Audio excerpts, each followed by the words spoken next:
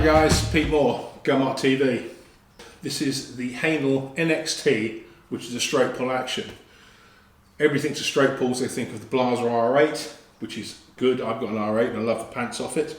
But this is a very interesting rifle and I really do like it. So it's a fixed barrel gun, so there's no caliber change. You pick the caliber and that's it, which is not a problem. And it has the obligatory fast backwards and forwards action. It's based in terms of layout and feel on their Jaeger 10, which is their bolt action gun. The actual rifle is not particularly radical. The operating system is certainly different. So what you've got here is a 20-inch barrel, currently only calibers of 308 and 30-06, and I'm always concerned in terms of velocity and energy with powerful numbers like 30-06, whether or not you're getting the best out of the cartridge with a short tube. 308, the 20-inch barrel, isn't really a problem. But the rifle comes, so it's an 18mm barrel, threaded 15x1, and it comes in iron sight to standard. Now both sets of irons can be taken off. The front one can be moved forward to the muzzle or back there, and you can then, if you want to, put a moderator on, which is quite nice. This to me screams pig gun. It's short, it's compact, the stock layout is really nice, it's very comfortable, the action's fast, and I'd put something on like this is a 1:6x24 Leopold, something of that nature, which is great for pig. Feed is from a 5-shot magazine, just pops out there. It's polymer, which is very nice. The rifle's easy to load through the ejection port. Plus you can lock the mag in place by moving this magazine cap sideways. The trigger is a fixed weight, it's about 2.5 pounds, lovely crisp release. The material is birch laminate, stained brown. It's a very attractive looking stock, and for extra grip on the pistol grip and the forend, it's textured. I would like a little bit more rougher texturing, more because of the nature of the gun, as we shall see. Length of pull is 13.75, which is pretty damn good. The receiver is aluminium, and it comes with a standard Picatinny basis front and rear, which is great because a lot of the other straight pulls, they make extra money by offering you a dedicated scope mount. Okay, it's QD, but this way you pick your scope. A good set of rings don't cost a fortune these days, and that's probably 350 quid saved. Initially when I got this gun, I gave it to a few people who'd shot my R8, and some of them got rather confused with the rifle. What happens is they were pushing it forward to here, and it feels like in that position where it stops, it feels like it's ready to go, but it's not. So what you've got to do is basically follow through. As a Blaser owner, I'm always a little bit, should we say, powerful on the forward stroke, for the obvious reasons, and you get used to it. But basically, that's it. But when you fire, boom, boom, as long as you remember to push the lever forward and keep a good grip of the gun, you're where you need to be with it. So the iron sights are high-vis. The red one at the front is elevation adjustable, and the rear is a U-notch surrounded by 3 green dots. And I like iron sights, I really do. If it's raining and the scope is full of water and you can't see jack and you can't shoot anything, but if you've got iron sights and it's close, they'll allow you to shoot. I've put a cheap piece on here because this one is in 30-06. And frankly, I'm getting old and getting a bit recoil sensitive, and this just takes a bit of the sting. But what I like about the stock, it's reasonably low comb, and it's very instinctive for use. You can get your head to the iron sights, no problem, and with the scope on, same thing. I picked 4 brands: PPU, 180 grain soft tip, very classic 308 type load. RDS double core, which is basically a twin cored copper jacket, lead cored bullet. 165 grain. My own reload for lead, this is a Barnes TSX Boattail 180 grain, and probably the one everybody's getting too excited about is the 178 grain Precision Hunter from Hornaday that uses their ELDX high BC bullet for extended ranges. All are very viable for hunting, no question about that.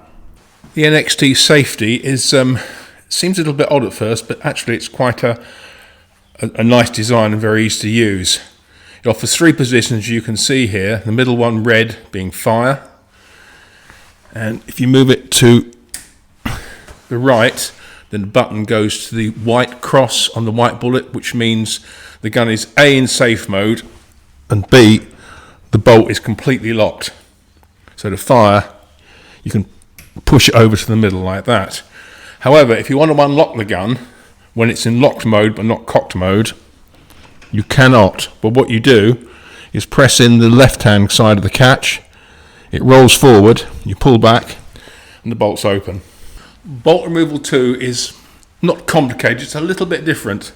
So what you do, press in on this side cocker, pull the handle up, and the bolt comes back. And there you can't see it here because it's in shadow. There's a little tiny catch in there. And with the bolt, you press it, and you can see I can rotate the bolt now to just before 90 degrees, and it comes out.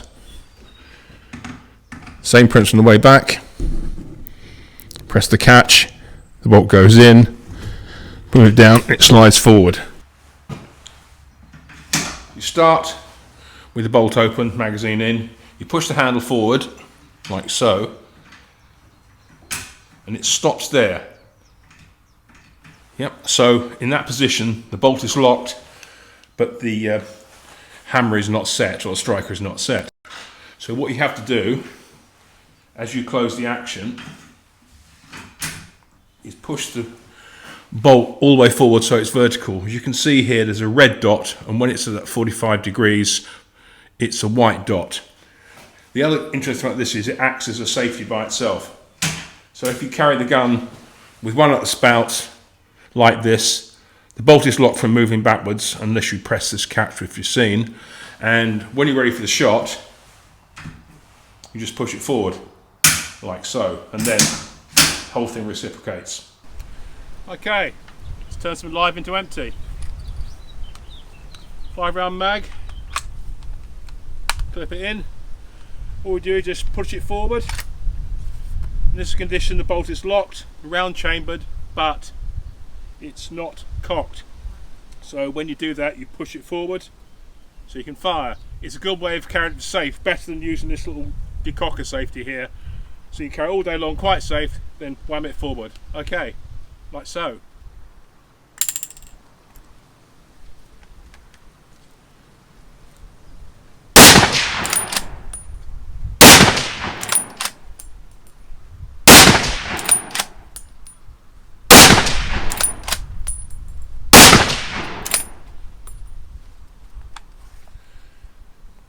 That was pretty smooth. As you can see, that the 30-06 is a more powerful and larger cartridge than the 308, but it's more of a big push than a sharp jerk, and I find it quite agreeable. Certainly when you're out and about, you don't think too much about recoil.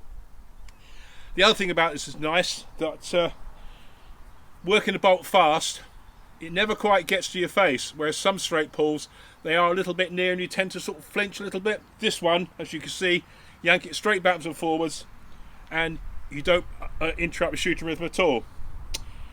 Overall, I'd say this is a cracking rifle. I really like it.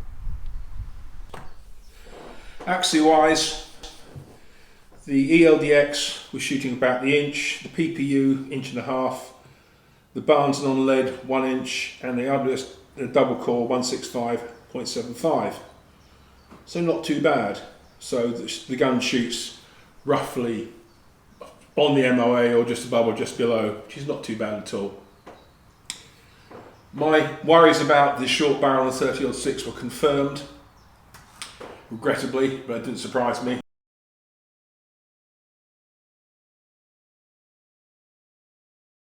Of all the four, the reload actually gets it in terms of energy and speed, which is quite good. And this is a very handy rifle.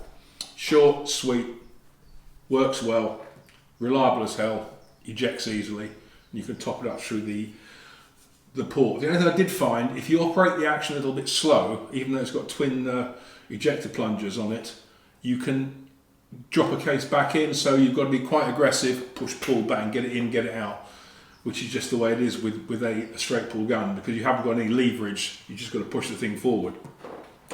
But I've got to say, that aside, I would pick 308, because in a 20-inch barrel, it makes a lot more sense. This to me would be pretty much near perfect at 22, or even if you get field journeys 23 and 30 or 6 or something similar. But as it stands, I really like it. It's quick, it's handy. This decocker takes a little bit of getting used to. Once you have this, it is quite sophisticated and offers a good facility. So if you like what you saw, comment, tell your friends, support the site. And if you need to speak to me about anything, it's the usual email address, pmore.shootingsports@gmail.com. And good shooting and be safe.